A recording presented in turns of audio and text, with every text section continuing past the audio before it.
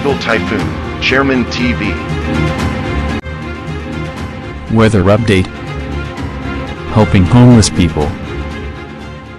Please subscribe.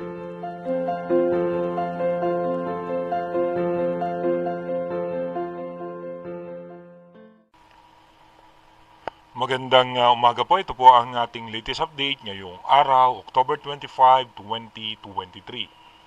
Patuloy pa rin pong nakakaapekto sa ating bansa itong northeast monsoon o yung amihan at yung shear line ay nakakaapekto po yan sa may parte ng Central Luzon. Asahan po natin yung shear line ay mararamdaman po yan sa may parte ng mainland Cagayan, Isabela, Aurora at Northern Quezon.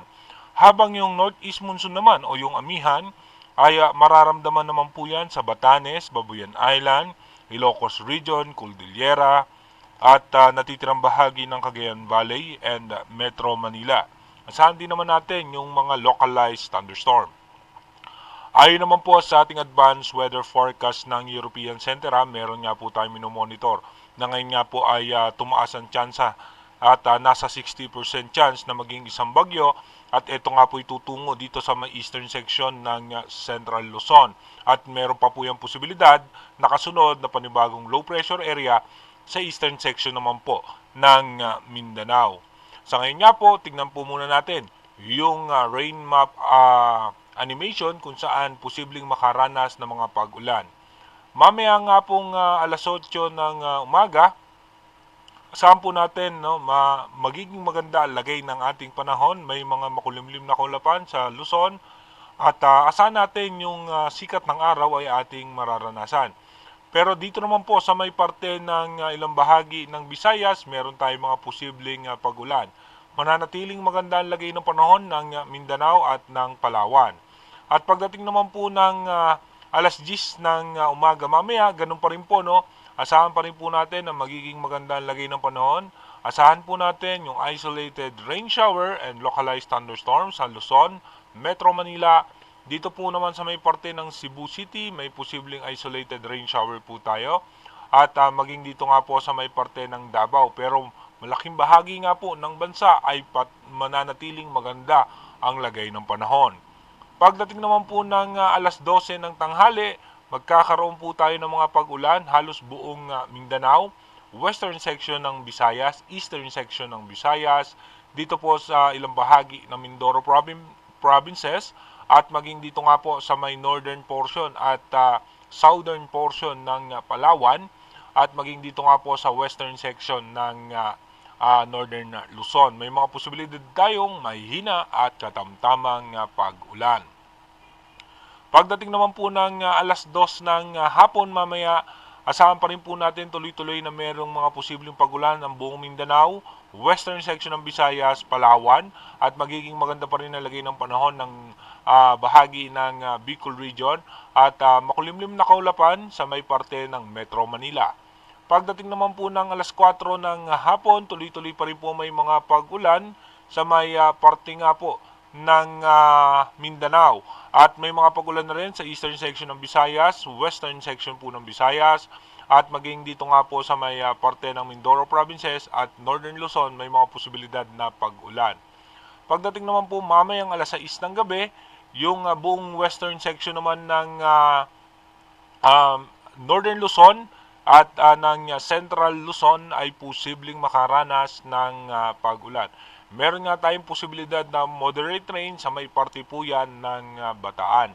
May mga pag-ulan pa rin sa may western section ng Visayas at halos sa buong Mindanao ay posibleng makaranas pa rin po ng mga tuloy-tuloy na pag-ulan. May hina at katamtamang pag-ulan, posibleng maranasan. Pagdating naman po ng alas 8 ng gabi mamaya, dito po sa may parte ng Pangasinan, Sambales, Bataan, meron tayong posibleng mahina at katamtamang pag-ulan, makulimlim na kaulapan naman. Dito naman po sa may parte ng Mindoro provinces, maging sa may parte ng Metro Manila. May mga pag-ulan pa rin po dito sa may parte ng Cebu, Bohol at ng halos sa buong Mindanao ay may mga posibilidad pa ng mga pag-ulan. Magiging maganda ang lagay ng panahon ang eastern section ng Visayas at ng Bicol Region. Pagdating naman po ng alas 10 ng gabi, Tuloy-tuloy pa rin may pag-ulan sa may Mindanao at maging dito nga po sa may western section ng Northern Luzon, meron pa rin po tayong asahan ng mga posibleng pag-ulan. Pagdating naman po ng alas 11 ng gabi, ganun pa rin po pero dahan-dahan na nga po mawawala yung mga pag-ulan. At pagdating naman ng alas 3 ng umaga ng October 26, no, magiging maganda po ang lagay ng ating panahon pero may mga makulimlim na kaulapan at may pag-ulan pa rin po sa may northern portion ng Palawan. Pagdating naman po ng alas 5 ng umaga bukas, magiging maganda pa rin po ang lagay ng panahon pero ang Luzon po ay magiging makulimlim ang kaulapan na meron pong isolated rain shower. At pagdating naman po ng alas 8 ng umaga bukas ay mananatiling maganda ang lagay ng panahon. Meron lamang tayong mga cloudy sky sa may Luzon at may pag-ulan pa rin po sa Palawan. Dumako na nga po tayo sa ating advanced weather forecast. Ayon nga po sa ating advanced weather forecast, bukas nga po ay October 26, patuloy nga po na bubugso pa rin yung northeast monsoon habang yung low pressure area natin ay nasa labas pa rin po yan ng Philippine Area of Responsibility. Pagdating naman po ng October 27, dito nga po yung northeast monsoon, posibleng umabot yan hanggang sa parte ng Bicol region. At ito nga po yung ating shear line. Pagdating naman po ng Sabado, October 28, mas lalakas pa ang northeast monsoon at yung ating shear line habang yung low pressure area ay nasa labas pa rin ng Philippine Area of Responsibility. By October 29, posibleng kikilos na nga po itong low pressure area dito sa ating PAR line. At yung shear line ay magpapaulan pa rin po yan sa eastern section ng bansa at patuloy na lumalakas yung ating northeast monsoon o yung amihan. Pagdating naman po ng October 30, posible nga po yung low pressure area ay papasok na po yan sa Philippine Area of Responsibility. May mga posibilidad na pag-ulan sa Mindanao at Visayas dahil nga po sa extension ng kaulapan ng low pressure area at nung shear line na makakaapekto sa Bicol at sa may Visayas. Pagdating naman po ng October 31, ito nga po ay aangat sa eastern section ng Bicol region at mapapansin nyo nga po katulong nito ang shear line na magpapaulan nga po sa eastern section ng ating bansa. Pagpasok naman po ng unang araw ng November, dito nga po may posibilidad na siyang maging tropical depression or mahinang bagyo at meron pang panibagong sama ng panahon dito sa labas ng bansa at meron pa pong low pressure area outside PAR na nasa eastern section po yan ng Mindanao. Pagdating naman po ng November 2, isang ganap na bagyo na nga po itong low pressure area na ating minomonitor at nasa eastern section po yan ng Central Luzon. At habang meron pong kasunod dyan na panibagong low pressure area at may sama pa ng panahon na nasa labas ng bansa, pero mababa ang tsansa nito na pumasok ng ating Philippine Area of Responsibility dahil patungo nga po ito sa may karagatan ng Japan.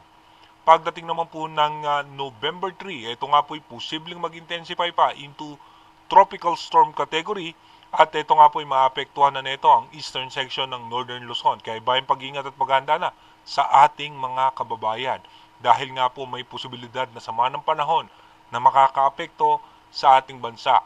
Dito nga po ang pinakamataas na analysis ng Joint Typhoon Warning Center at ng European Center na may posibilidad ang landfall scenario dahil nga po may pagbugso ng hangin na nanggagaling nga po dito sa may parte ng Japan. Ito nga po yung high pressure area kung mapapansin nyo po at ito po ay posibleng pumasok dito sa may parte ng Aurora or posible naman pong umangat yan ng bahagya pa hanggang dito sa may parte ng extreme Northern Luzon at Northern Luzon. At ito pa po yung isa nating imomonitor na panibagong sama ng panahon. Again, inuulit po natin, yung ating advanced weather forecast is possible scenario pa lamang po yan.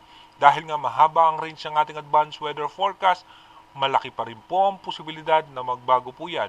Dahil yan po ay isa lamang advanced prediction ng European Center. Mag-iingat po tayo palagi.